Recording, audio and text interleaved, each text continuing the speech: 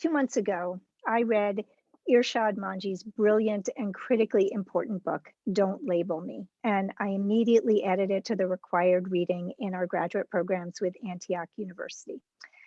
Here is a book that offers a path away from us versus them, away from polarization, away from labels, away from win or lose, and toward us and them, toward understanding, toward win-win. Irshad created the Moral Courage College, and she leads this organization that works with schools and teachers and students to engage constructively with contentious issues. And she is now leading the Moral Courage Project to train mentors to spread this work even further. So I am delighted to speak with you, Irshad. I consider you a solutionary, and I'm so excited by the work you're doing and really excited to share it with others. You know, Zoe, solutionary is a label that I can definitely embrace. So, and the reason we're laughing, of course, will be clear to people as they continue watching this conversation. It's so funny you should say that, Irshad, because I have never liked labels, and solutionary is one that I fully embrace. Like, yes, I bring it on, right? Myself a solutionary, yes. Yeah. So, why did you write Don't Label Me? Well, you know, I started writing it actually long before, you know, diversity, inclusion, polarization, and the various aspects of our culture wars became real and in your face for most people. I have grown up with people applying labels to me all my life. You know, woman or girl as I was growing up, Muslim, you know, queer, person of color, immigrant. And most often, people who have labeled me have assumed that I therefore fit the baggage that goes with each of these labels. The reality is that none of us, you know, carries the stereotypical connotations of any of the categories that, you know, people stuff us into or that we take on for ourselves. And so I wrote this book because I wanted more people to understand that if we really want to appreciate diversity, if we really want to create inclusive environments, then we've got to move beyond assumptions and actually engage with one another. And that means moving beyond group membership and understanding one another's individuality. And finally, it means not reducing diversity itself to mere demographics, but actually incorporating diversity of viewpoint into how we practice diversity, you know, from beginning to end. And that, it turns out, is a pretty countercultural and in some places even controversial, you know, truth to express. So yeah, I'm engaged in a lot of very interesting conversations right now, this one included. So how do we do that? How do we, how is this something that can be a both and? So we want diversity of viewpoints and we want diversity of the rainbow of those multitude of labels that makes us, as you use that wonderful term, plurals. How do we hold both of those things at the same time when we talk about diversity? So let me start by puncturing a premise of something you just said. You said that, you know, we all want diversity of viewpoint. Actually, we all don't want it. Now, solutionaries, I think, are very happy with diversity of viewpoint, right? Why? Because solutionaries recognize that in order for solutions, first of all, to be crafted, and secondly, to be enduring, We need buy-in from more than one side. People on various sides of any issue need to feel heard and be heard.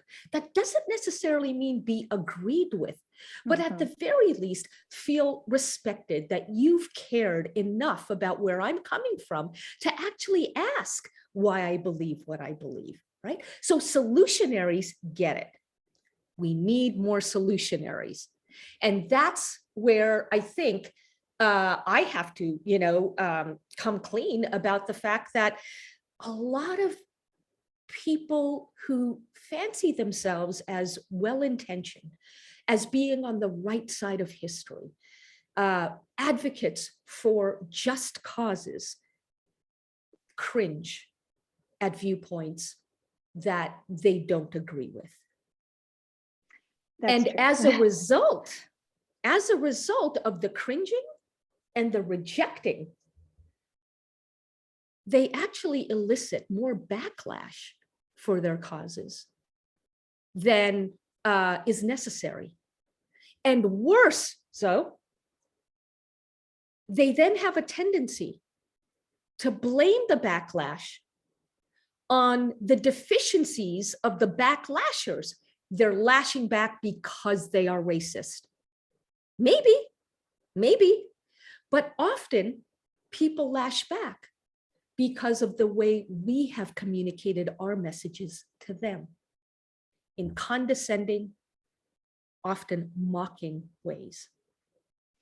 So there's a lot of thinking through that we need to do as both solutionaries and as potential solutionaries, aspiring solutionaries, and teachers of solutionaries, in order to ensure that we communicate productively across divides. And that is another reason I wrote Don't Label Me, because labels have a tendency to serve as walls and fences rather than as windows.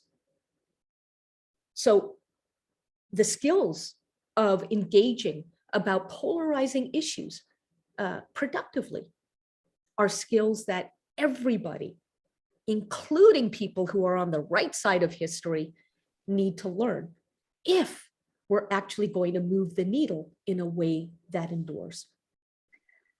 I so agree with that. And I'm struck by the fact that in our educational system, this isn't the norm. You would think this would be the norm in education. If it's going to be anywhere, we're going to see this in education. And yet you spent most of your growing up years in Canada, where it's a little bit different. But as you now know, living in the United States, the educational system is still us versus them focused. Like the very idea of debate teams, which are so, they're such a big deal in the United States. And I remember talking about this when I was speaking in Canada, and they were just not as familiar with the debate team concept, which in my own son's high school, you had to participate in debate to graduate. It was one of those requirements.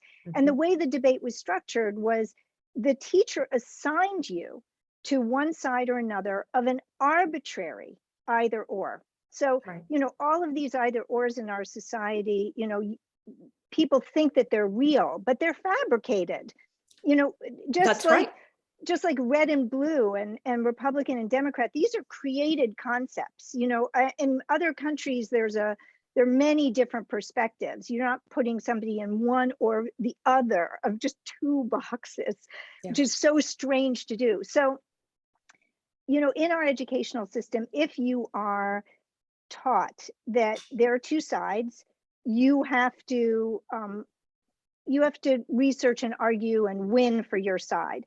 And there's no, the end point is winning or losing. That's it. Like there's nothing else. And that is the most important point of what you've just said, I think, right? Is that life is so much more than a win-lose exercise. And in fact, it has to be more.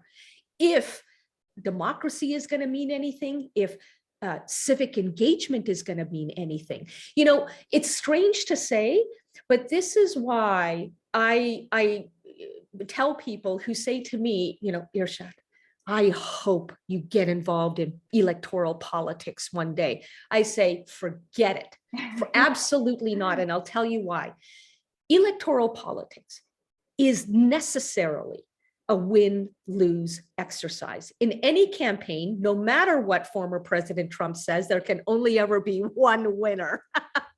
And so I think being outside of that win-lose either or system, it allows us to appreciate the nuances, the radiant shades of gray that we can use as common ground, you know, for moving the ball further on any issue that we are passionate about. And that's if, of course, we recognize that the both and approach is so much more liberating of possibilities and ourselves, because we too are complex.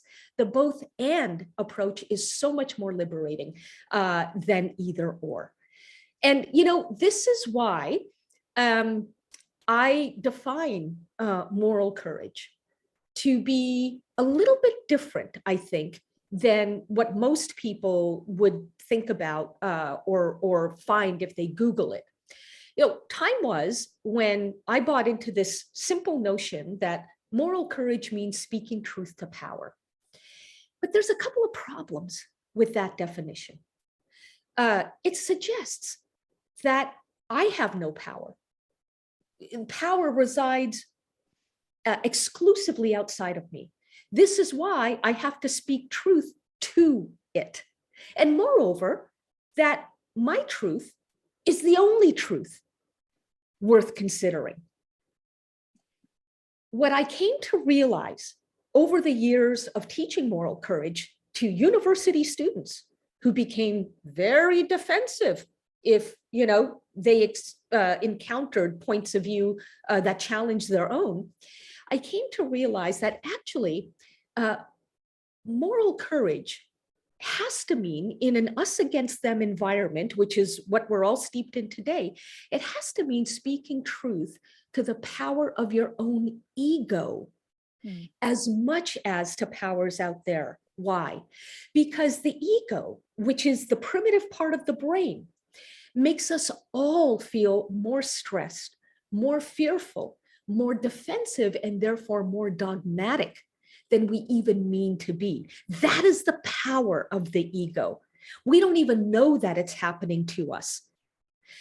And so the truth that we have to learn to speak to it is, ego, I respect you. You exist for a reason. But in this moment, I will not die by being disagreed with. So I will not allow you to bully or manipulate me into lashing back. I'll be the boss here, and I'm going to listen to my other.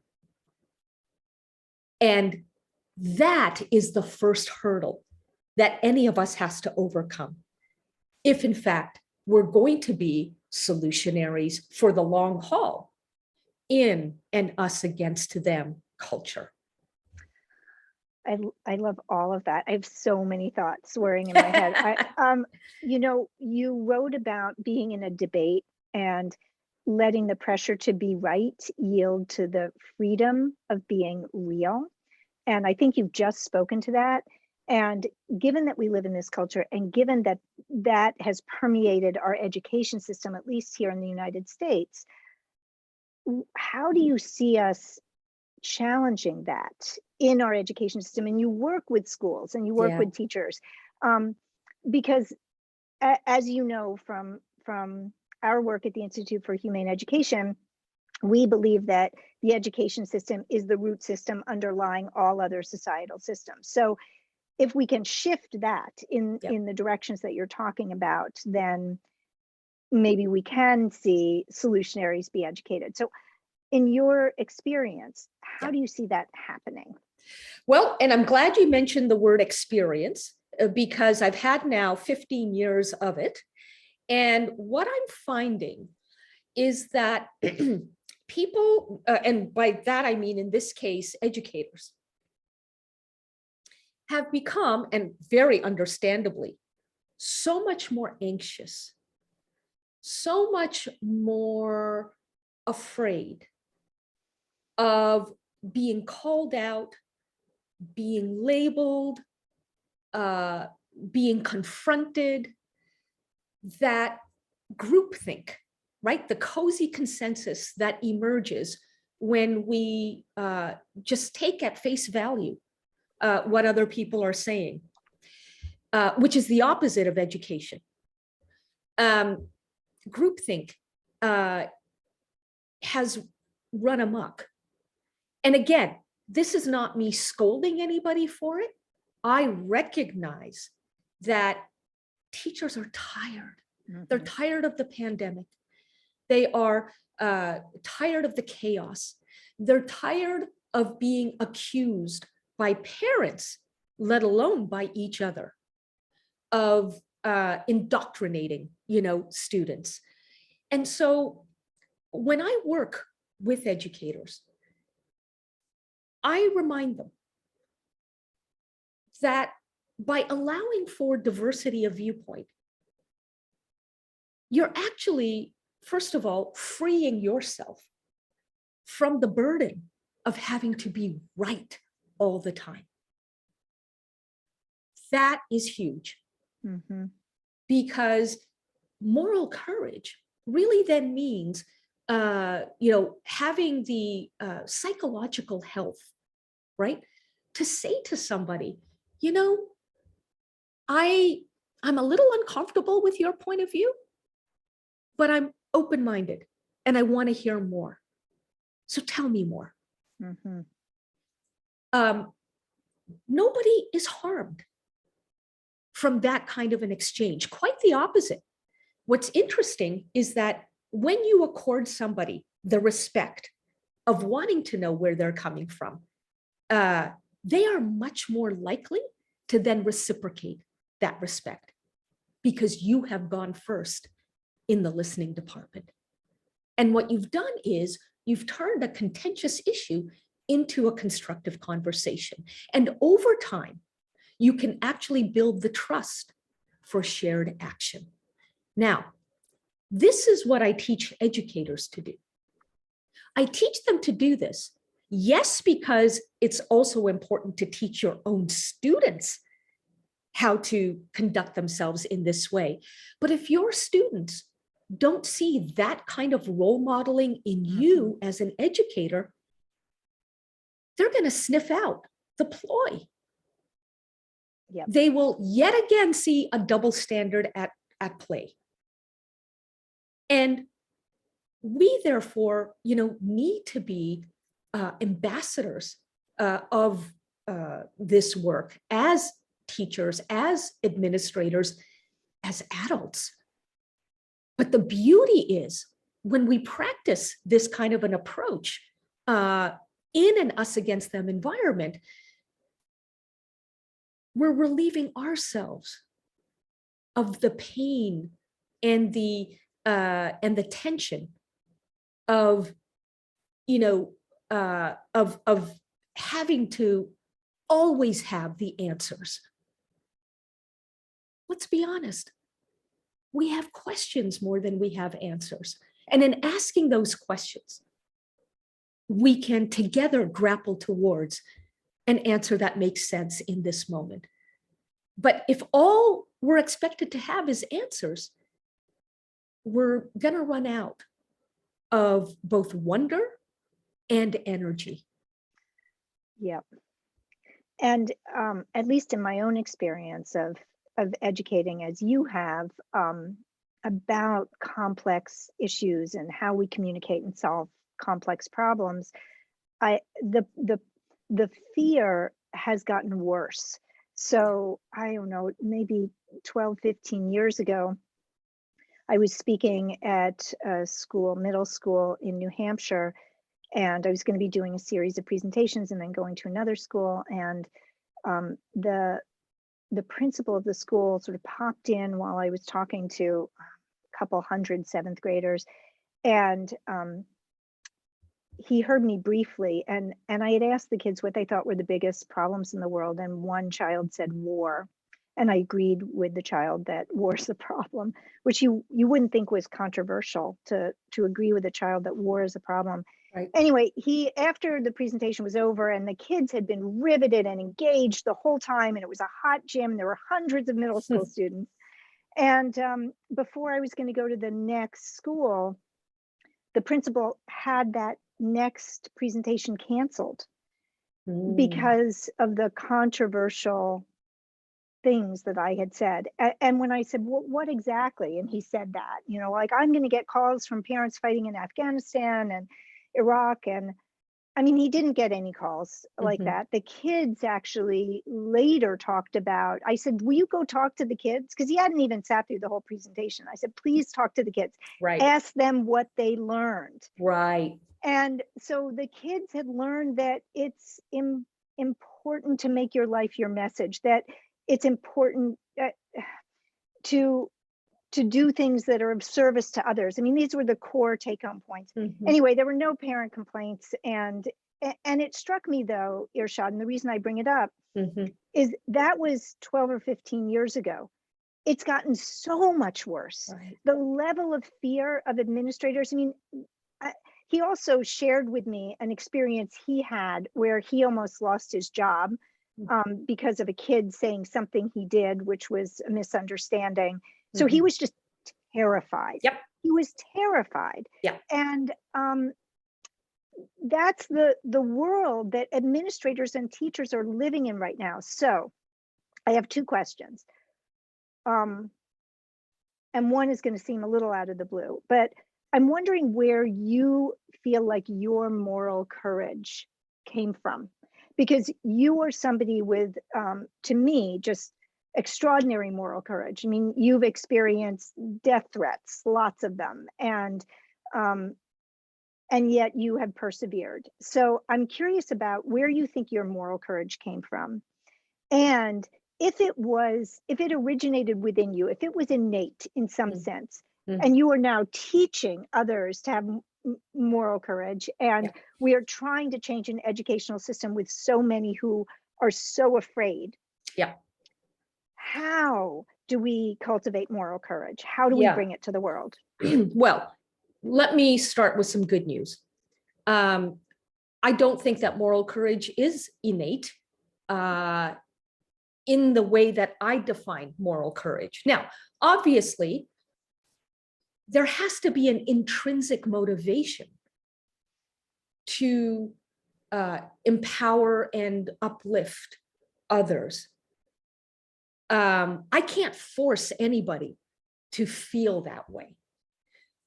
But it is surprising how often people want to be of service if only they knew how. And it's the how that the Institute for Humane Education teaches, and it's the how of communicating across divides constructively that Moral Courage College teaches. So in that sense, it absolutely can be learned. Yep. And you mentioned the death threats. I didn't want to let that go because I want our listeners and viewers to know that prior to this chapter in my life, I traveled the world advocating for reform in my faith of Islam. And I started doing that shortly after publishing my first book about the need for, human rights to be respected, in the practice of my faith. And this was shortly after 9/11, which, Islam was the most polarizing issue on the face of God's green earth. So it was during that time, Zoe, that I made so many mistakes about communicating. For example, I knew that on the basis of my various labels, I would be attacked by my fellow Muslims verbally and possibly even physically, hence the death threats on occasion. So I didn't realize that my ego was jacked up to 10. And it was telling me, Irshad, never let anybody believe that they can intimidate you into submission, knowing that you are going to be on the receiving end of so much hostility, vitriol, and maybe even physical violence.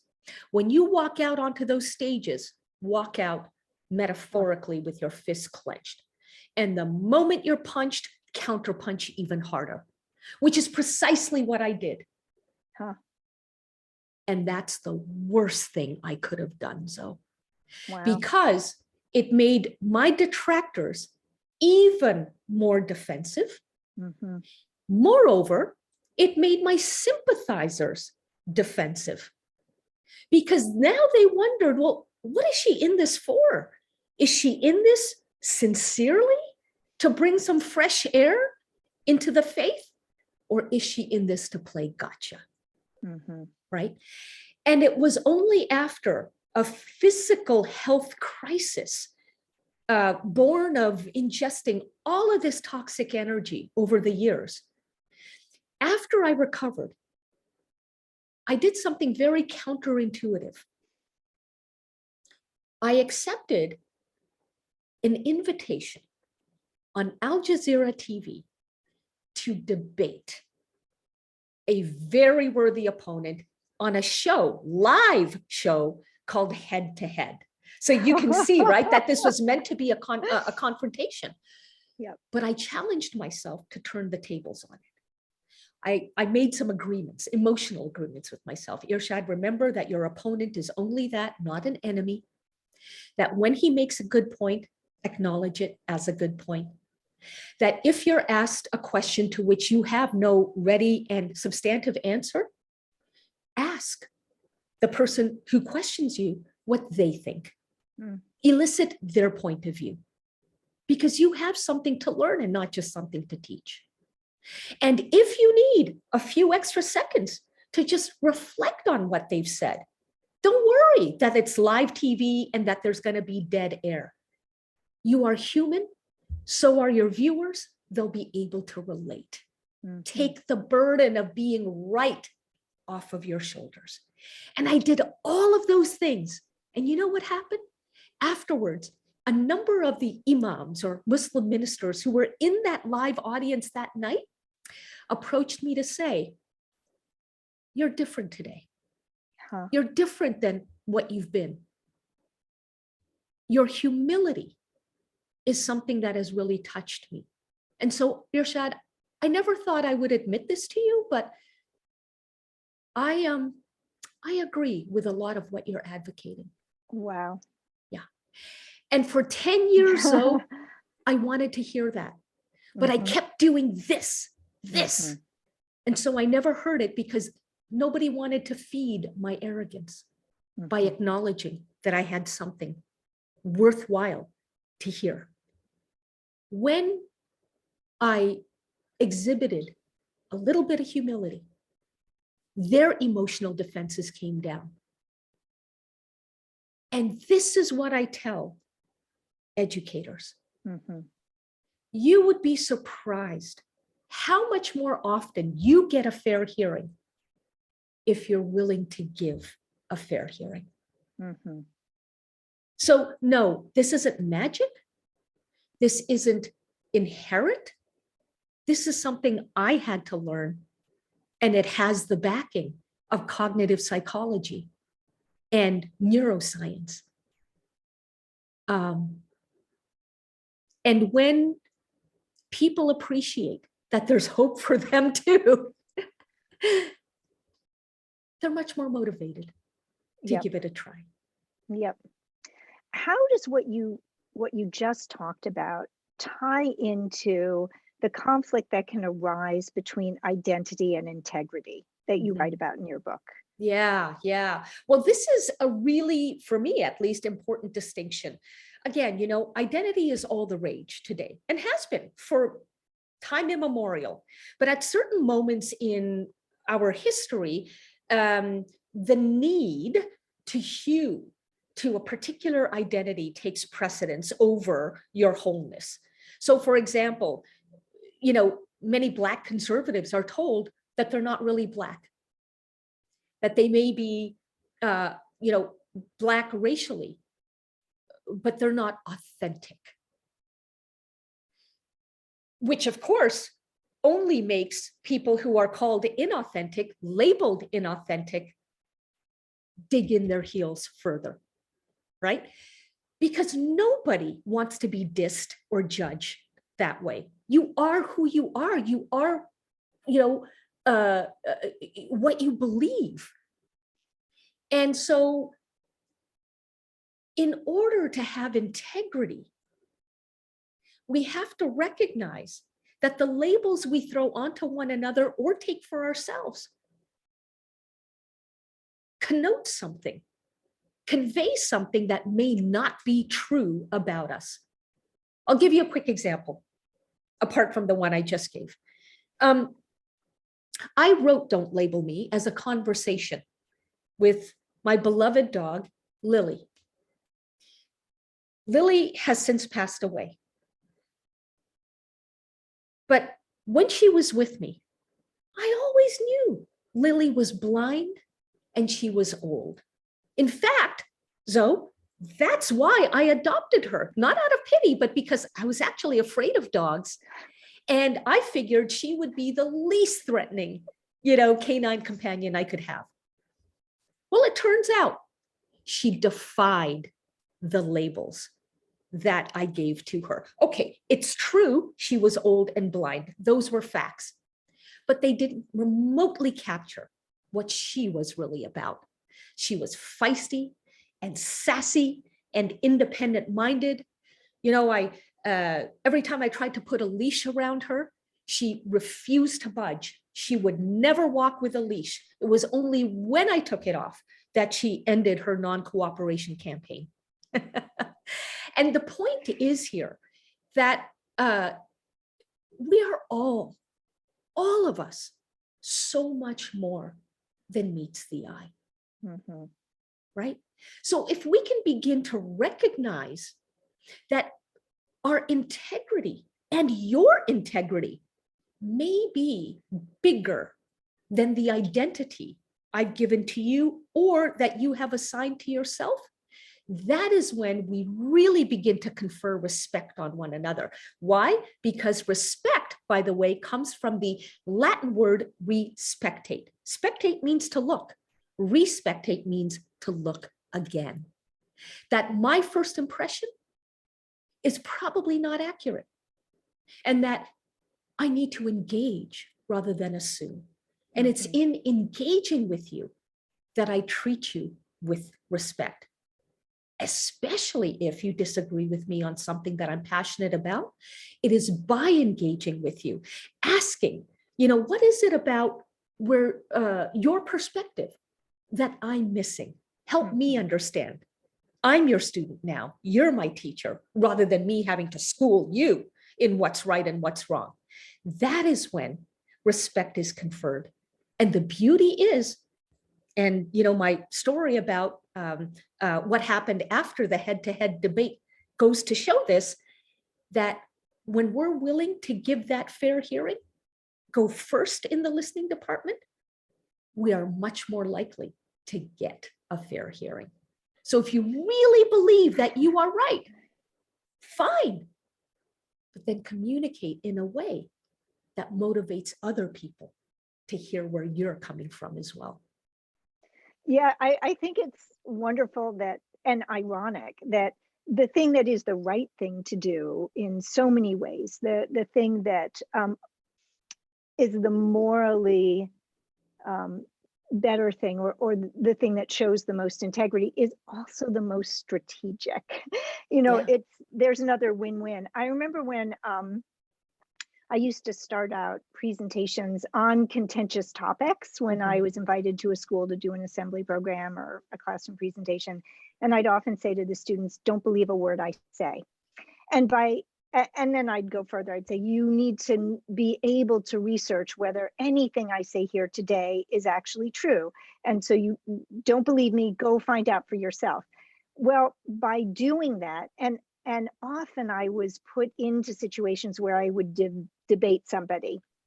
on a controversial topic. And I never wanted those situations, but I was Mhm. often asked to do them. And so Sure. I would comply. Um, and the irony is that by saying, don't believe me, I was more believable. That's right. And so it was a bizarrely good strategy, even though that wasn't my goal. My goal really was don't believe me, because we need critical thinkers. We need critical thinkers, systems thinkers. You can't be a solutionary if you're not a critical thinker and a systems thinker, and if you haven't cultivated your compassion. They're just necessary components. Can I Um, just quickly add, Zoe? And if this is flattering, so be it. Um, you echo a strategy adopted, whether intentionally or, impulsively, by none other than Abraham Lincoln. I mean, Me and Abe. you and Abe, exactly right. You and Honest Abe. When he was a young lawyer, he would incorporate the other side's arguments into his own in order to build trust. And no wonder he could therefore apply that same strategy to building his cabinet, the team of rivals, Mhm. that because of its divergent perspectives, actually gave more credibility Mhm. to the fight against slavery. Well, thanks for the comparison to Abe Lincoln. I'll take it. I want to say how much I appreciate the the way you incorporate respect and compassion for non-human animals into your book and into your thinking about moral courage and not labeling. And I was curious as I read the book how much Lily had to do with that, how much just how much your love for her and even your imaginary dialogue with her that led to the book also led to this deeper appreciation for non-human animals. Because as you know, humane education looks to achieve a world where all people and all non-human animals and the environment that sustains everybody can thrive. Right, right. You've nailed it. Lily has been a remarkable teacher for me. And this is not a throwaway line. Having grown up Muslim, and this is a fairly common experience, what I'm about to describe. I was told that dogs are what is known in Arabic as najis. That means dirty, but not merely physically dirty, spiritually dirty. So that if you pet one or go near one, you're actually flirting with the flames of hell. Um, Incidentally, nowhere is this taught in Islam. It's very cultural, not Mhm. religious. Having said that, I swallowed that line. And when you grow up, or as you grow up, uh, some of the doctrines that you are taught just insinuate themselves into your soul. So it took a lot for me to overcome that fear of a Lily in my life. By the way, I adopted her because I was experiencing a serious health crisis at the time, and I had been assured that our canine companions have real healing powers. Irshad, like evolve, would you? And just cuddle up with one. That's why I adopted Lily, the least threatening, dog in my purview. And as I began to bond with her and really observed how how much of an individual she was, right? How defiant of authority she was, I fell in love Mhm. with the fact that she was teaching me about what it means to be alive Mhm. and what it means to be you, your unique self. And if it was true for a dog that her labels are merely, window dressing, surely that's true for us human beings as well. Lily, in other words, gave me the language and the prism, the metaphor through which I could explain to many others why the assumptions that people have made about me all my life. Oh, she's Muslim, she must think this way. Well, hold on a second. Yes, I'm Muslim, but you don't know how I interpret my faith. So no, I don't think like every other Muslim. And by the way, every other Muslim doesn't think like every other Muslim. And incidentally, if that's true of Muslims, that's also true of straight white guys, okay? Straight white guys are individuals too. They're not all the same. And so the point is, it was through this supposedly blind, old rescue mutt that I was able to convey to all kinds of people why we have so much more to learn about one another and about ourselves. Mm-hmm. And the beauty is that when we take the time to learn, we also learn what brings us together, what binds us. We build trust along the way. And that trust comes in very handy if you want to come up with solutions to highly emotional issues and challenges, and solutions, by the way, that are enduring because they have buy-in from more than one side. Yep. So thank you, Lily Bean. I really wish I could have met Lily. I hope that in everything that we've discussed already, that the tribute to Lily is loud and clear. Yep. Because I honestly don't know I would have had the language for this were it not for the conversations that Lily and I had. Now, it's true she didn't speak English and I didn't speak her language, but never underestimate the power of body language and facial expressions, right? As you well know, as the mama, of a few dogs of your own, the cocking of the head. Yeah, no, and they speak our language, or they understand our language far better than we understand theirs. I want to end this conversation with a last question. So we are taping this conversation on March 1st, 2022. It's less than a week since Putin invaded Ukraine. And in the midst of this immoral and truly, in my mind, evil invasion, we are witnessing profound moral courage. Yeah. We're witnessing it with Volodymyr Zelensky, with the Ukrainian people, with peoples around the world, with countries, most countries around the world. And I'm just wondering what you have been feeling and thinking over the past 6 days in relationship to what's happening in our world right now. I don't need to know Vladimir Putin to know, based on his record and his actions, and not just of the last 6 days, but for the last 20 years, that the man is a thug.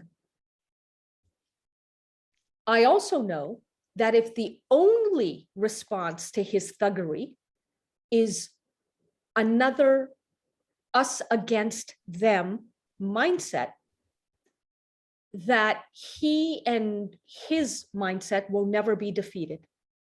Now, it's true that militarily, the man and his posse need to go down. But what I have been encouraged by, literally encouraged by, over these last many days, is that the support for Ukraine has in many ways outwitted Vladimir Putin. Meaning, the fact that the US government, and it's rare for me to compliment any US government, any government, period. The US government began releasing classified information about Putin and his, at that point, intended military operations, meant that the US government stripped Putin of any credible pretext for invading, because it showed that this has been premeditated for a very long time. That was clever. That was outsmarting the mystery man. I know that people in Ukraine have been instructed to throw dirt onto fluorescent paint that the invading forces have used in order to guide missiles, incoming missiles. Now, that is a way of outsmarting them. My point being, it isn't just by taking up arms, though in this case, that has to matter. You have to do it if you're in a position to, but there's so much more to, countering the evil of which you speak than just, violence. You can literally sort of be like water, in the words of Bruce Lee. You can literally, as water would, approach a rock in its midst, you don't merely have to crash up against the rock. You can also glide around, wash over, and seep through. And in that way, bit by bit, erode the obstacle in your midst. This approach allows for everyone to be involved in the great effort to defend their sovereignty and show a different way of being. And in that sense, I think, the resistance, multifaceted resistance, the plural resistance that has been put up is something that is a gift to our very broken species. Thank you for that. I want to just pull out when you, at the beginning of your response, said encouraged, that I had never heard that word broken up so that the courage stands on its own there. And you just gave me a gift in that. So thank you. And for all the viewers, I hope they heard that as well. Irshad, it has been such a pleasure talking to you. Thank you so much for all that you do. Is there anything that you want to say about the Moral Courage Project before we finish up? Well, I appreciate the invitation to say just a little bit more. You mentioned at the very beginning that I now lead the Moral Courage Project, and that our mission is to cultivate a global community of mentors, moral courage mentors, who in turn will teach others to communicate productively across divides. For anybody who's interested, we have an online course. And by the way, that course, when you finish it, allows you, actually qualifies you to then apply to take our 5-month training to become a certified moral courage mentor. And certified, I'm happy to say, by none other than the Oxford University, Oxford Initiative for Global Ethics and Human Rights. So for those of you who are intrigued, please come to moralcourage.org and learn more. And I look forward to meeting at least a few of the people in our audience today in person. And so I can't wait to give you a big hug when we finally do meet, and we will. We will. Thank you so much, Irshad, for all that you do and for this time today. My sincere pleasure.